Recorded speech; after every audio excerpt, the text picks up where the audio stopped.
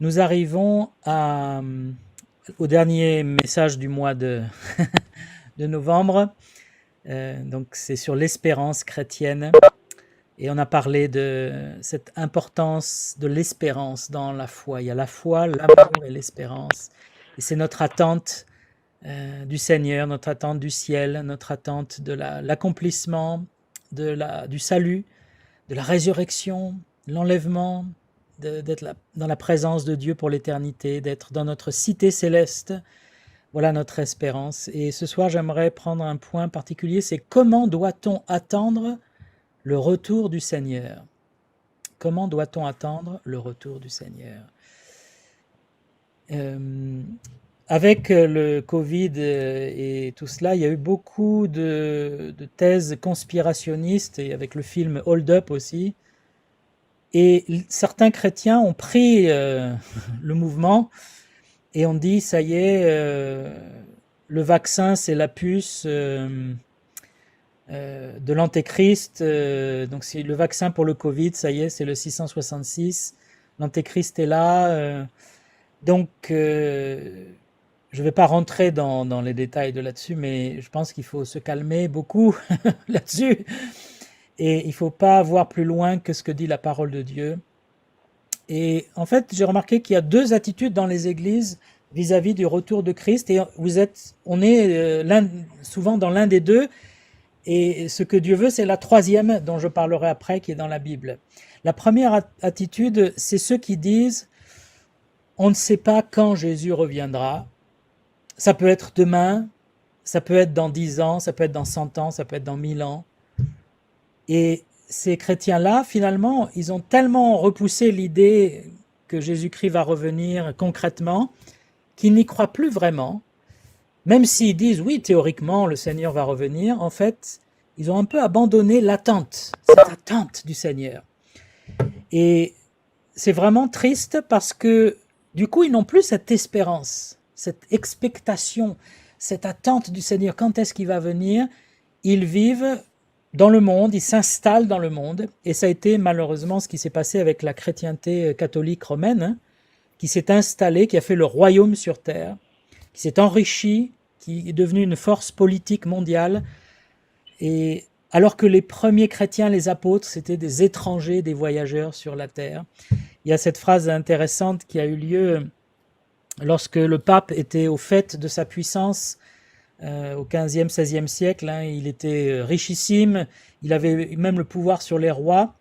Et quelqu'un a dit, voilà, Pierre et Jean, quand ils ont guéri l'homme à la porte du temple, ils ont dit, je n'ai ni argent ni or, mais ce que j'ai, je te le donne, sois guéri au nom de Jésus-Christ. Et il dit, maintenant, le pape, il ne peut pas dire ça, parce qu'il a tout l'argent et tout l'or, mais par contre, il a perdu la puissance spirituelle.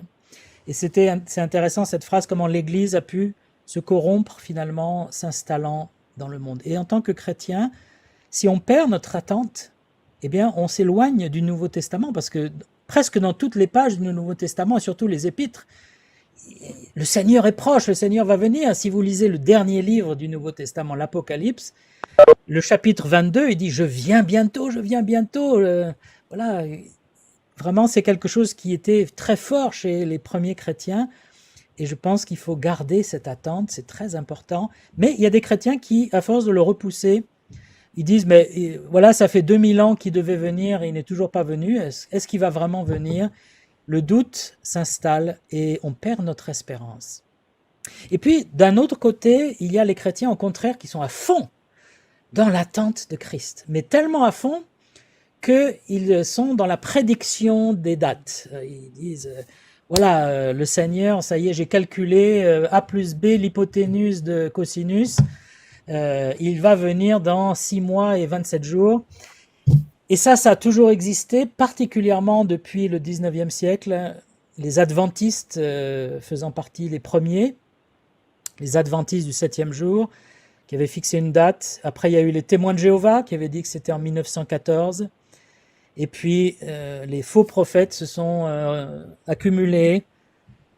Le plus frappant pour moi, c'est celui qui a écrit ce livre, 88 raisons pour lesquelles Jésus va revenir en 1988.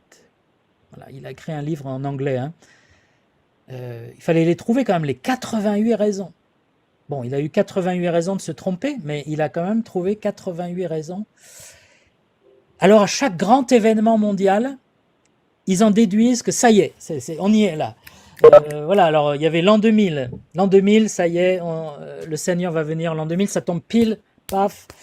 Et puis après, il y avait 2012, il y avait la prophétie Maya. Et puis aux États-Unis, il y a beaucoup de choses qui commencent aux États-Unis, hein. Il y avait les fameuses lunes rousses. C'est lorsque la lune est particulièrement proche et qu'elle a un reflet roux, un reflet rouge, selon la distance où elle se trouve, etc. Ils ont dit la lune rousse dans la Bible, c'est très important, c'est un signe que Christ va revenir. Ça, c'était, je crois, en 2017 qu'ils disaient ça, ou en 2018. Ils avaient prévu même en octobre, ça y est, mois d'octobre, on a la date. Et tout ça, bien sûr, est tombé à l'eau. Et ça me fait penser à la parabole du berger qui crie au loup. Je ne sais pas si vous connaissez cette histoire. C'est un jeune berger qui est payé par les habitants du village pour garder leurs troupeaux. Et donc, c'est un jeune homme et il doit garder les troupeaux contre les loups.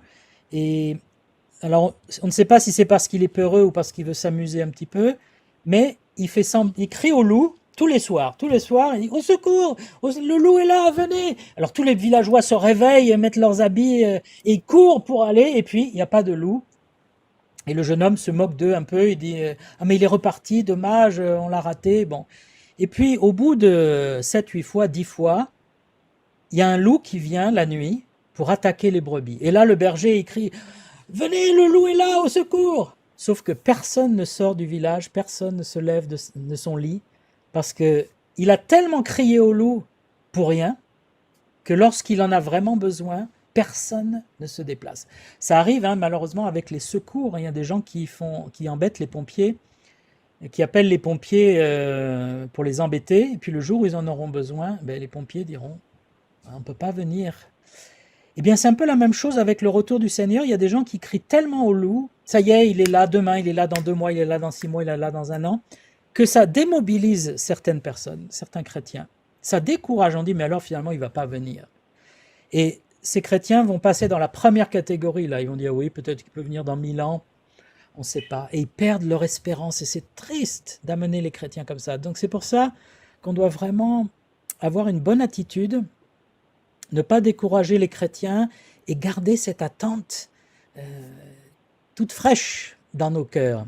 Alors selon les Écritures, eh bien, la date du retour n'est pas quelque chose qui doit être fixé.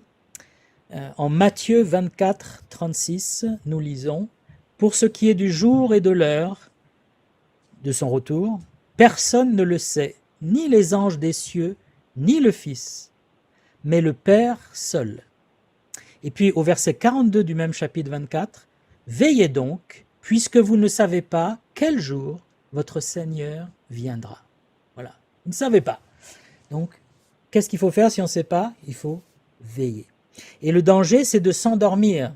C'est un peu la parabole des 10 vierges, hein, des vierges qui n'attendent pas assez le Seigneur, ou c'est celui qui s'endort alors qu'il devrait veiller. Eh bien, le Seigneur nous invite à veiller, mais on ne peut pas savoir le jour de sa venue. C'était un problème déjà dans le Nouveau Testament, au temps des apôtres, puisqu'il y avait des fausses annonces. En 2 Thessaloniciens 2, verset 2, Paul fait mention d'une de ces fausses annonces. Je vais vous la lire. 2 Thessaloniciens 2, 2. Il dit « Ne vous laissez pas facilement ébranler dans votre bon sens, et ne vous laissez pas troubler, soit par quelque inspiration, soit par quelques paroles, ou par quelques lettres qu'on dirait venir de nous, comme si le jour du Seigneur était déjà là. » Donc Paul faisait face à des gens qui disaient oh, « Le Saint-Esprit m'a dit, le jour du Seigneur est là, où le Seigneur va venir. » Où ils écrivaient une lettre à l'église, ils disaient une parole pendant le culte. On en a tous les 4 matins. Hein. Encore une fois, c'est beaucoup aux États-Unis parce qu'il y a énormément de chrétiens là-bas et beaucoup de chrétiens charismatiques. Dans les églises charismatiques, ils sont très portés là-dessus aussi et ils font des annonces régulièrement. J'ai eu une vision, le Seigneur est venu me voir cette nuit, il m'a dit je vais revenir dans 3 mois. Bon. Et les chrétiens sont comme ça, de fausses annonces en fausses annonces. Et le Seigneur ne veut pas qu'on trouble l'Église avec ces choses-là. Par contre, Jésus nous invite à discerner les temps quand même, à ne pas être complètement aveugle. En Matthieu 16, il fait un reproche aux pharisiens qui ne reconnaissaient pas en lui le Messie. Il leur dit, « Le soir, vous dites, il fera beau, car le ciel est rouge. Et le matin, il y aura de l'orage aujourd'hui, car le ciel est d'un rouge sombre. Vous savez discerner l'aspect du ciel, mais vous ne pouvez pas discerner les signes des temps. » Voilà, le Seigneur dit à ces personnes qui connaissaient bien la météo déjà comme nous, ils pouvaient analyser s'il allait pleuvoir, de l'orage, etc. Par contre, ils ne savaient pas que Jésus était le Messie. Ils n'avaient pas, dans les Écritures, compris qu'il accomplissait les prophéties, que c'était l'heure messianique. Et on peut l'appliquer, bien que ça s'adresse à la première venue de Jésus, ce reproche, on peut dire, on peut l'appliquer à la deuxième venue. Le Seigneur veut qu'on l'attende et qu'on ait du discernement. Le monde ne va pas aller en s'améliorant, ça c'est clair dans les Écritures, et c'est clair même à voir tous les jours dans les informations. Et on ne doit pas être naïf et dire l'Évangile va convertir le monde entier, il faut s'unir avec toutes les religions, comme ça si on s'unit avec les musulmans, les bouddhistes, les hindous, catholiques, protestants, on va tous créer une religion mondiale et ça va être merveilleux. Si on lit Apocalypse 17, la religion mondiale, c'est celle que l'Antéchrist va utiliser pour dominer, pour séduire le monde. Donc il faut avoir du discernement, qu'il va y avoir une apostasie, c'est-à-dire les chrétiens, les églises vont s'éloigner de la vérité. Ça veut dire qu'il va falloir être particulièrement vigilant, comme dit Jésus, veiller, vigilant par rapport à la doctrine, à la Bible, par rapport aux églises, de garder nos églises pures, de garder nos églises aussi dans la saine doctrine, parce qu'il y a un combat qui va augmenter. Et ça, il faut avoir ce discernement-là. Par contre, il y a aussi, pardon, je ne sais pas par contre, il y a aussi un signe particulier, c'est Israël, j'en reparlerai un petit peu après, qui est quand même l'horloge de Dieu, même si ce n'est pas un verset de la Bible. Israël est quand même le peuple de Dieu et on retrouve Israël partout, dans le Nouveau Testament comme dans l'Ancien, dans l'Apocalypse en particulier.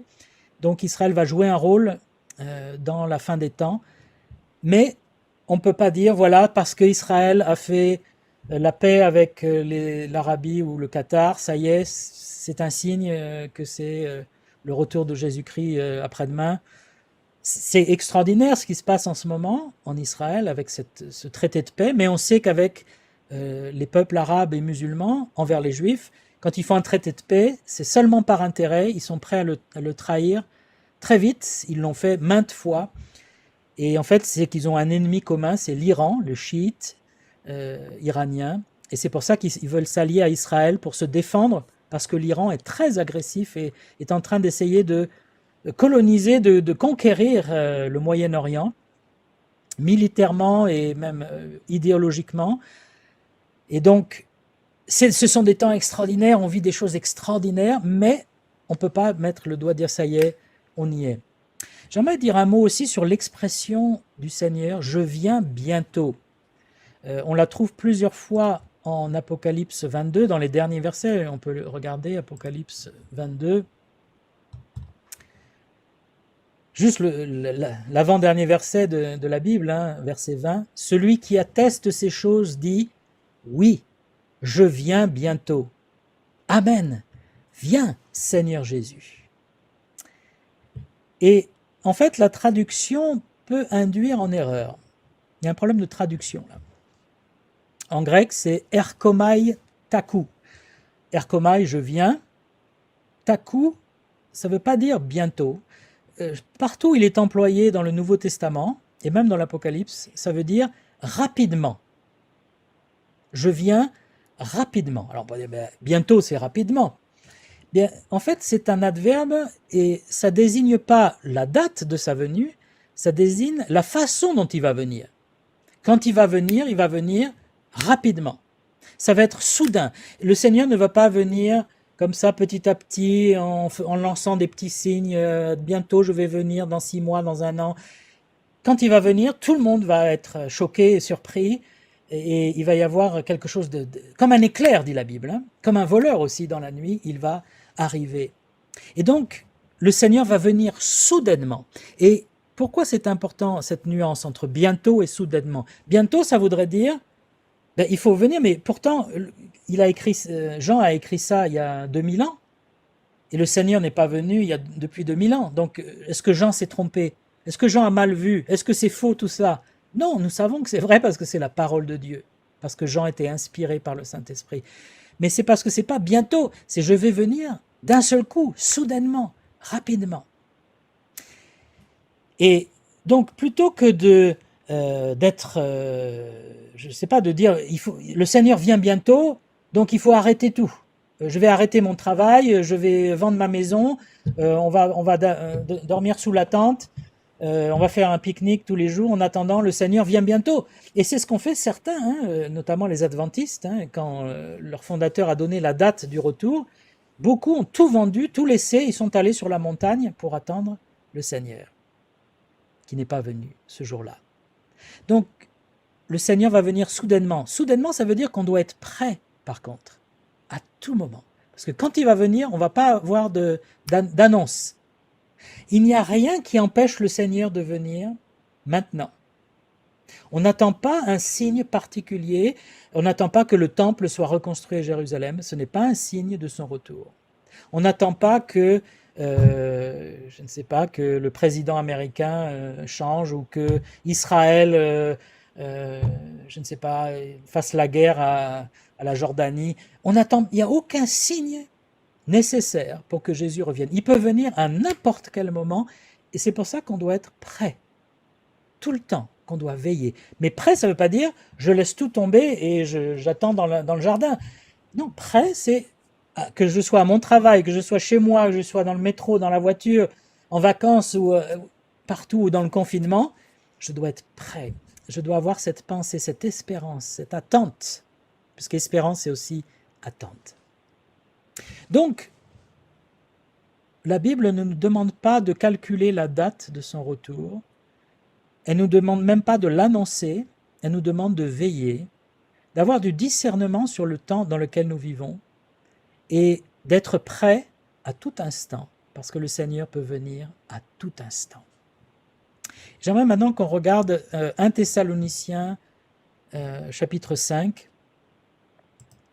parce qu'il nous éclaire sur l'attitude à adopter. Il y a 2 sortes de personnes dans le monde par rapport au retour de Christ et à la fin des temps.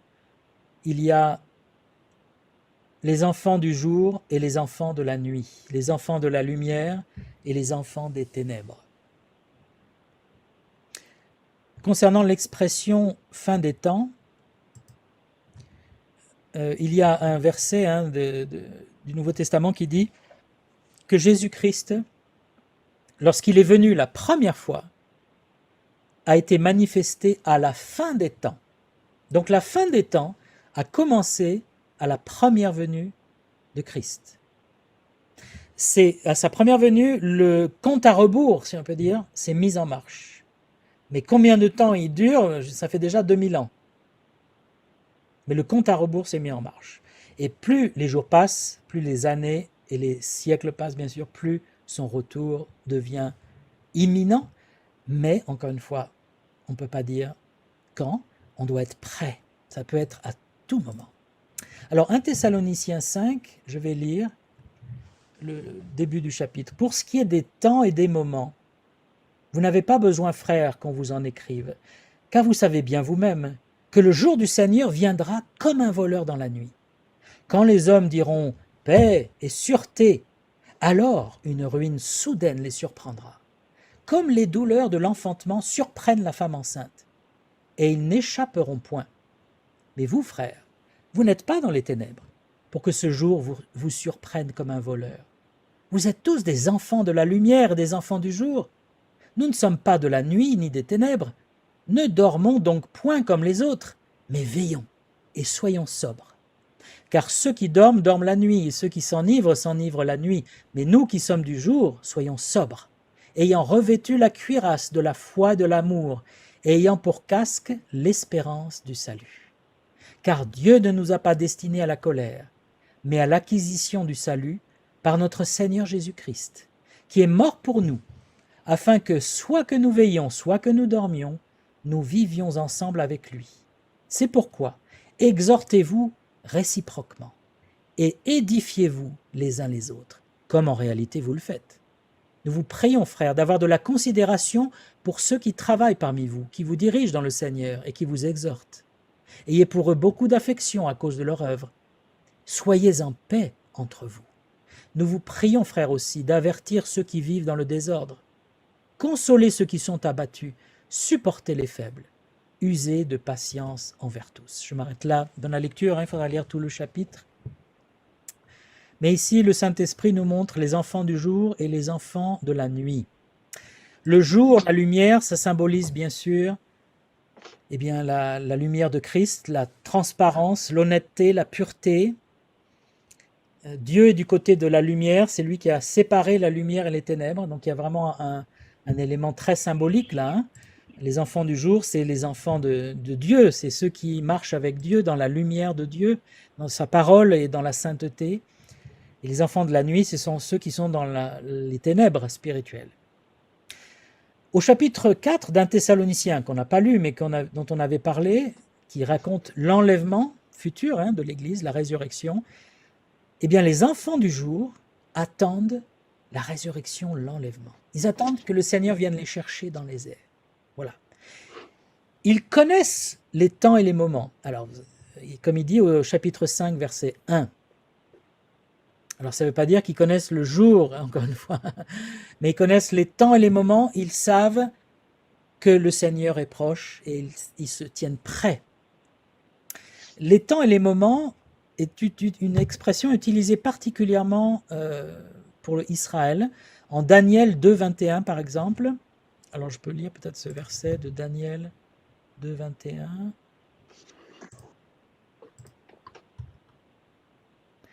C'est lui qui change les temps et les circonstances, les temps et les moments, c'est la même expression, qui renverse et qui établit les rois, qui donne la sagesse aux sages et la science à ceux qui ont de l'intelligence. Donc Dieu, c'est lui qui détermine les temps et les moments, c'est pas nous, c'est pas les hommes, c'est pas les présidents, les rois, c'est même pas le diable ni l'antéchrist, c'est Dieu qui détermine les temps et les moments, et c'est vers lui qu'on regarde, quand on est un enfant du jour. Et puis, on voit dans ce passage de 1 Thessaloniciens 5, ils ne seront pas surpris, les enfants du jour, contrairement aux autres. Donc, même si le retour de Christ pour nous chercher sera rapide, soudain, on ne doit pas être surpris. Alors, pourquoi on ne doit pas être surpris? Parce qu'on est censé veiller, on est censé être prêt. Et c'est là que le bas blesse, parfois pour nous. On est tellement parfois investi dans des choses terrestres qu'on oublie notre espérance. Et on oublie que le Seigneur peut venir nous chercher. Et même, certains disent, ça me ferait de la peine si je devais partir maintenant. Parce que j'ai tellement de choses là sur le feu, j'ai tellement de choses auxquelles je tiens. Et en tant que chrétien, on doit être prêt à partir. Les femmes qui ont attendu un enfant savent de quoi je veux parler. Lorsqu'elles sont dans le terme, elles arrivent à terme, elles préparent leur valise. Elles ont la valise prête au cas où, justement, il a dit dans le texte, les douleurs de l'enfantement la surprennent. Elle n'est pas prise par surprise parce qu'elle a sa valise et hop, tout de suite, elle peut aller à l'hôpital pour accoucher. Et en tant que chrétien, on doit avoir notre valise prête, notre valise spirituelle. Seigneur, si tu viens me chercher, je pars. Je serai content de te rejoindre. Et même si j'ai ma famille, même si j'ai mon travail, même si j'ai plein de projets, comparé à te rejoindre, ça ne vaut rien. Ça ne mérite pas que je m'arrête et que je reste en bas. Je préfère aller avec toi. Et c'est l'état d'esprit que le Seigneur attend de nous. cette espérance vivante, ce soit vraiment concret dans notre vie, qu'on vive en attendant le Seigneur. Ça ne veut pas dire que qu'on ne prévoit rien, par exemple, hein, on ne vit pas forcément au jour le jour, bien qu'avec le Covid, on est un peu obligé de vivre au jour le jour, mais un chrétien peut faire des projets, mettre de l'argent de côté pour quelque chose de futur, mais même s'il fait ça, il dit, de toute façon, Seigneur, si tu reviens, tout ça, je le laisse sur terre. Je ne vais pas mettre mon cœur, mon adoration dans ces choses, je vais mettre mon cœur et mon adoration sur toi, Seigneur. Et puis, toujours en Thessaloniciens 5, ils veillent et ils restent sobres. On va voir que c'est un mot qui revient souvent. Ils veillent et ils restent sobres en attendant le Seigneur. Il répète plus tard au verset 8, ils sont sobres et ils sont revêtus de la cuirasse. Alors là, il mentionne à nouveau la foi, l'espérance et la charité ou l'amour. Et donc, voilà, le chrétien est armé. Le chrétien n'est pas juste là comme une brebis à découvert. Le chrétien a une cuirasse parce qu'il y a un ennemi qui veut nous abattre, nous éloigner de lui. Et donc, on doit se protéger. Et on se protège comment? Par la foi, l'amour et l'espérance. Et vous voyez que l'espérance est encore mentionnée là. Et puis, après, d'un point de vue concret, qu'est-ce qu'on fait en attendant le Seigneur? Eh bien, on s'exhorte les uns les autres, on s'encourage, on s'entraide, on se soutient, on se console. S'il y a quelque chose qu'il faut faire en attendant le Seigneur, c'est bien ça, c'est de s'aimer les uns les autres, de s'encourager, de rester le plus unis, d'être en paix les uns avec les autres. Ce serait terrible que le Seigneur revienne et qu'il nous voit en train de nous battre les uns contre les autres. Être en paix, ça ne veut pas dire participer au mouvement œcuménique mondial. Par contre, être en paix, c'est avoir un esprit de paix. C'est-à-dire de ne pas diviser les églises, de ne pas calomnier, de ne pas juger les autres, mais c'est d'être toujours dans la bonne nouvelle de Christ, dans l'Évangile, et dans l'amour et la grâce et la patience. Il dit plus tard, dans le passage d'un Thessaloniciens 5, « Ils ne laissent pas entrer le mal, ils enlèvent tout esprit de vengeance, et ils ne laissent pas entrer les fausses doctrines. » Versets 20, 21, on n'a pas lu ce passage, mais ils font attention aux fausses doctrines. Voilà donc les enfants du jour. Ils sont prêts, ils vivent pour le Seigneur. On sent qu'ils sont à fond dans le Seigneur, ils sont consacrés, ils sont purs. Par contre, les enfants de la nuit dans ce passage, la nuit, c'est vraiment donc l'image des choses quand même impures, peu convenables. On va en boîte de nuit, on ne va pas en boîte de jour. Et en boîte de nuit, on y va pour s'amuser certainement, mais aussi pour des choses peu convenables. Eux, ils seront surpris par le jugement. Au moment où ils diront paix et sécurité, c'est là qu'ils seront surpris. Et c'est intéressant cette prophétie, c'est qu'il va arriver un moment où les hommes recevront la paix et la sécurité, probablement de la part de l'Antéchrist, qui va, par sa dictature, en fait, amener une forme de paix. Et les gens se diront, ça y est, nous sommes en sécurité. Il n'y a plus de danger, il n'y a plus de guerre, il n'y a plus d'épidémie. Tout va bien, nous sommes en sécurité. Et c'est là que le Seigneur va les surprendre. Parce que c'est une sécurité impie, une sécurité sans Dieu. C'est une fausse sécurité. Et il n'y a rien de pire que de vivre dans une fausse sécurité. Ça me fait penser... sans foi. Et qui... pour qui les choses réussissent, ils n'ont pas de problème particulier. Il dit, moi, voilà, je n'ai pas la foi en Dieu et je m'en porte très bien. Ma vie, j'ai mon salaire qui tombe, je vais en vacances, j'ai ma famille, super, tout va bien pour moi. Et ils vivent dans une fausse sécurité parce que le jour où ils meurent, la Bible dit, c'est le jour du jugement et ils seront séparés de Dieu pour l'éternité. Et ils seront condamnés à cause de leur rébellion, de leur désobéissance à la loi de Dieu. Et c'est terrible de vivre dans cette illusion, cette fausse sécurité. Pour moi, tout va bien. Ça n'arrive qu'aux autres. Eh bien non, ça n'arrive pas qu'aux autres. Un jour, toute âme sera amenée en jugement. La parole de Dieu est claire là-dessus. Toute âme, personne n'échappera au jugement. C'est pour ça que Dieu appelle aujourd'hui tous les hommes à se repentir. Les enfants de la nuit, n'échapperont pas, dit la parole de Dieu, dans ce passage d'un Thessaloniciens 5:3. Ils n'échapperont pas. On se dit, oui, mais au dernier moment, je ferai valoir quand même les bonnes actions. Ah, mais je ne crois pas en Dieu, je me fiche de Dieu complètement, de Jésus, de l'Église et tout ça, ça m'est complètement égal. Mais si jamais c'est vrai, le jour où je meurs et je me trouve face à Dieu et que Dieu existe, je vais quand même réussir à m'en tirer. Je vais dire, écoute, je ne savais pas, j'ai eu des mauvais exemples devant moi, c'est pour ça j'étais athée. Je vais bien trouver une solution à m'en sortir. Je vais amadouer un peu le Seigneur. Non, ils n'échapperont pas. Parce que le jugement de Dieu est sans miséricorde pour celui qui s'est rebellé, celui qui n'a pas fait attention, celui qui n'a pas voulu de Dieu. Ce sera trop tard au jour du jugement. Ils n'échapperont pas. Et c'est pour ça que c'est maintenant qu'il faut se tourner vers le Seigneur. C'est maintenant qu'il faut se repentir. Il ne faut pas attendre la dernière minute. La Bible dit, ils sont dans la nuit et ils dorment. Et ils dorment, c'est-à-dire, ils sont dans un sommeil spirituel. Ils ne se rendent pas compte de ce qui se passe. Ils n'ont pas. Quand j'étais athée, je ne comprenais rien à la vie. La vie était absurde. Je voyais des méchants qui prospèrent. Je voyais des gens très justes qui mouraient jeunes ou qui étaient massacrés. Le monde était sans dessus-dessous, je ne comprenais rien. La mort venait arrêter tout ça, et certains ils mouraient jeunes, d'autres ils mouraient très vieux. Je ne comprenais pas. L'athéisme ne donne pas d'explication. L'athéisme, tu vis et puis tu essaies de profiter de la vie avant de mourir, c'est tout.